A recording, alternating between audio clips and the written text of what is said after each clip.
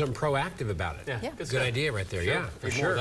So OG&E is already down to Florida. Edmond Electric sent folks today. Oklahoma co-ops, they're all on standby right now. Yeah, and they're going to need them. No, the numbers are going to go up overnight. Every hour they keep going up, 50,000, 75,000, just keeps climbing. And it'll take all night into tomorrow morning late to get off of Florida.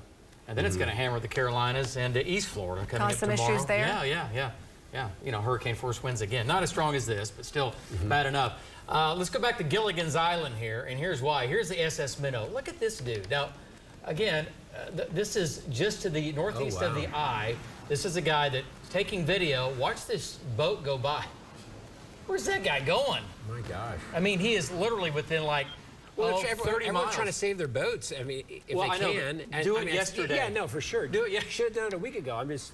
Yeah, I understand, though, the desperation of trying to get out of there. I'm sure the wife's like, I told you to do it yesterday. Light Chop. Remember that movie? That's not a light chop. It was Light Chop. Light Chop. Honey, I'm going to take care of that boat. When are you going to move it? I'll get to it. Well, anyway, we have no idea how this turned out. But anyway, lots of crazy video coming out of Florida. And just here this evening, I see some of the damage finally, and quite a bit of, obviously, wind damage. You got wind gusts 130, 140 plus miles per hour. We've got dolphins, we've got sharks inland. Storm surge comes in, had a 15 to 18 foot storm surge. That's a wall of water, 15 to 18 feet deep, that just goes into land until it finally runs out of steam. It stops, and then it backs up and goes back into the ocean. The problem is you have so much water everywhere that it doesn't just go back like in a couple of hours. It can take days for that water to retreat back into the Gulf of Mexico. So again, they just got hammered down there, and it is still going on tonight. So Cape Coral so far had the official highest wind gust of 140 miles per hour. I've seen a lot of 120 to 130 mile per hour gusts today, and I think when it's all said and done, we'll see some of those other anemometers measuring wind that'll pick up a few gusts that were higher than that. So pretty big deal. Since 1950, Ian will go down as the third strongest hurricane to hit Florida since 1950, with the pressure down to 940 millibars right before landfall, and that was when it was at its peak at a strong Category 4. Came on shore again about noon today. There it is tonight. It's losing the southern part of the eye wall, is nearly gone, but it is still a Category 1 hurricane. It'll make its way northeast overnight tonight, still producing damaging winds. It's picking up some speed, which is good. It will limit the flooding threat some. But this part of Florida and Georgia and South Carolina, they're going to get tons of, again, wind and rain and all that going on. So they're going to get hammered, all right?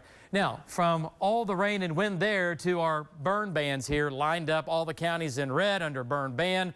Grady County added today, and a few more counties in eastern Oklahoma added today. Dewey County, you're included. That map's going to get really red coming up as the drought continues and the fire threat is going to increase. 75 degrees in Oklahoma City, a northeast wind at 9. The cool front has actually moved through. Today was warm, upper 80s. Tomorrow will be cooler than today. 61 in El Reno, 73 in Shawnee, and statewide a mix of 60s and 70s. There's the front.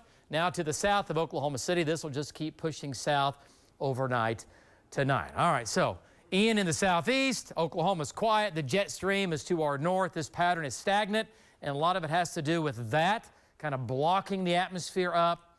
We see possibly some changes on about the 10th, 11th, or 12th of October.